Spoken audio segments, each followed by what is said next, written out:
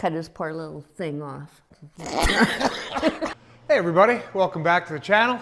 Had a pretty fun project today, but it was also fairly boring. Didn't want to make you guys sit there and watch me just do the same thing a million times.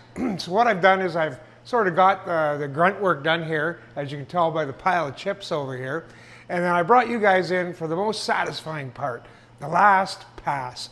So I'm going to set this camera up in a minute, somewhere that you can see what's going on. And we're going to start making some cuts here. And I think you're going to find it enjoyable. Before I set the camera up anywhere, I'm going to show you guys what it is I'm working on here. This is going to be a heat sink, and you can see it's got a lot of narrow little fins. And I didn't want to take too deep a cut all at once and have these fins fold over on me.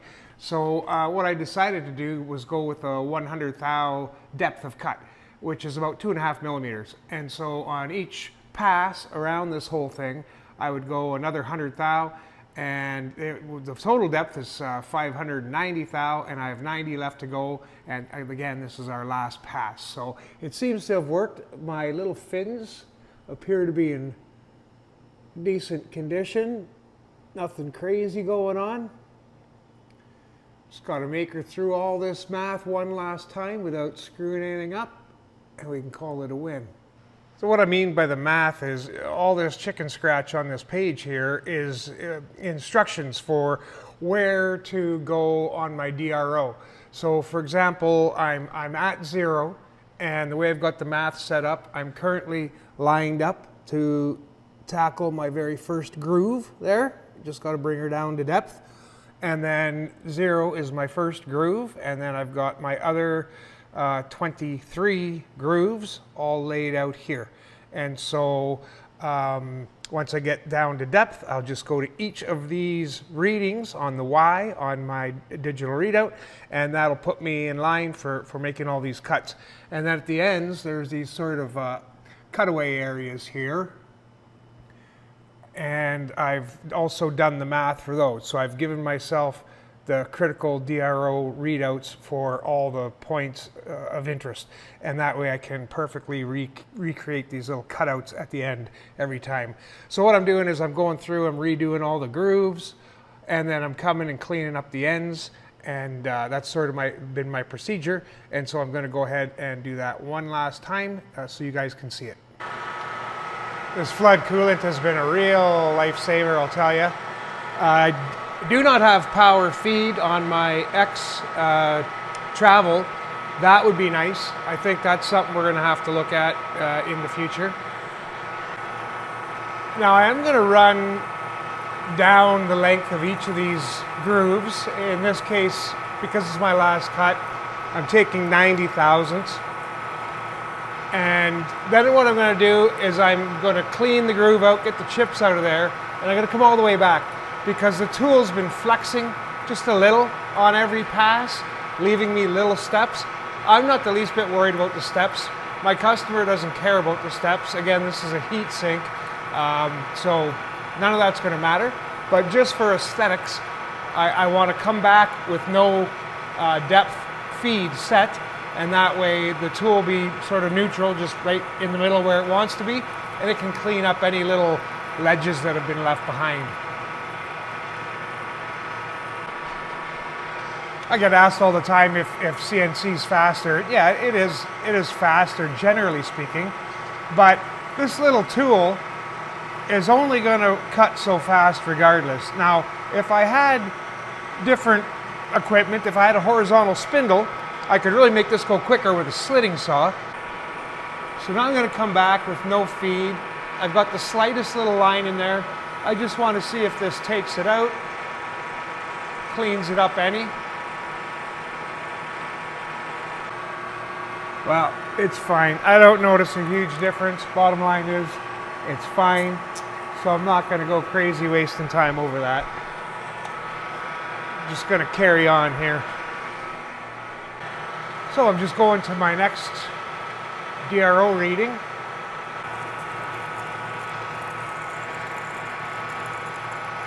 Takes me about 30 seconds to take a pass down here. There's 24 slots. So by the time I move over, we're about a minute apiece. By the time I clean the ends up, I've been about 30 to 40 minutes per cycle here.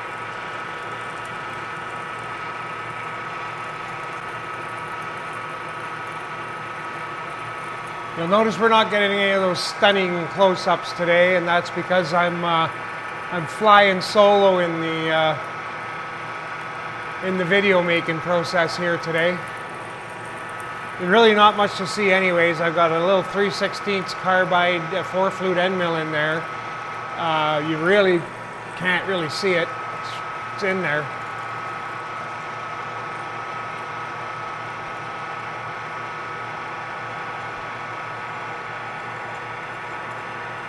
Oh, and because I didn't notice any difference after coming through, after making a cut, and then I came back without, any feeds. I didn't notice any difference in the finish inside. So, and I don't care anyways. So I'm just leaving it. I'm doing one pass, cutting in every direction. Without the flood coolant, I'd be in some serious trouble trying to do a job like this. We all, I think, know how gummy aluminum is. It's going to want to stick to your tool after a while. And to try and be doing this any other way, sketchy. Mist coolant might be something, but I could see it getting messy. I could see there being chips just everywhere. I guess if you shrouded it with some cardboard or whatever, you could probably get away with it. And actually the mist would be nice in that it would clear the chips out of the cutting area even better. Sadly, I do not have mist coolant, nor do I have a compressor that I believe would support mist coolant. This has actually been very enjoyable. Once I get over the fear of screwing up the work I already have done, once I start trusting my numbers and everything, once the scariness is out of it, I really enjoyed doing this work. But not until the scariness was out of it. Just have this horrible fear of being almost done something and screwing it up. I suppose we've all done it.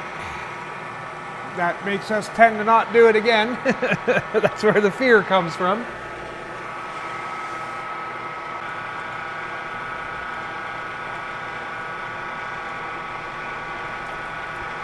This is my last pass on my last groove, and then I've got my two ends to clean up. And since I'm going to end up down at this end, I'll do this end, which is going to be almost impossible for you guys to see. And then I'll come down and do this end, which is going to be only difficult to see.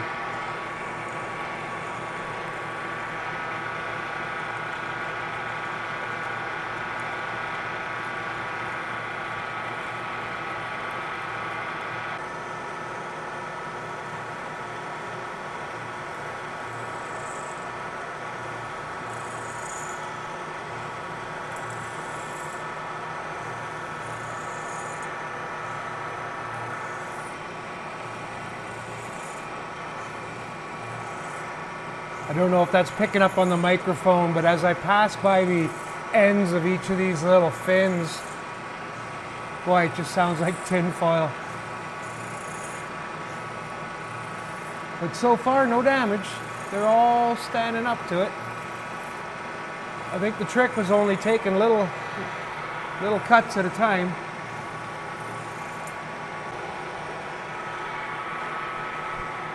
All right, that end's done. Come down the other end. This, I think, would be nearly impossible without the DRO. Again, apologies for the crappy camera work. Lovely yet talented camera lady could not be here today, so I'm making this video solo. I think the quality is going to reflect that. I guess the question becomes, is it better to miss a week and not put a video out, or to put out a crappy video because half your team's not here? Well, I don't know the answer to that, but clearly we're going to risk putting out a crappy video because the other half of the team isn't here.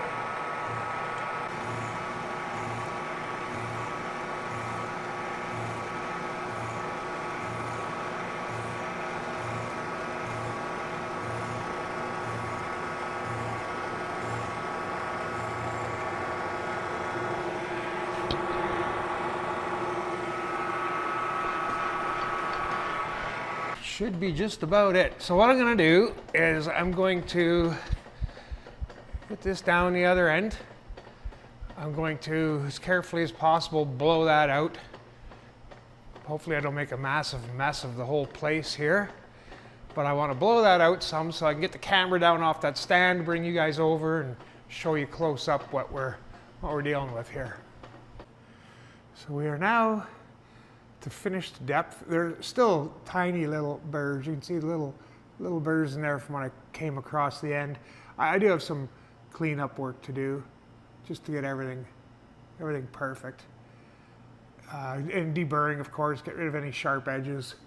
All that sort of thing still needs to be done. But all in all, I think I am perfectly happy with those results. Well, that's going to do it for this video, folks. Sorry it's short and sorry it's crappy. So next week we're going to have the better half of the production team back with us here, and we'll have something better for you guys.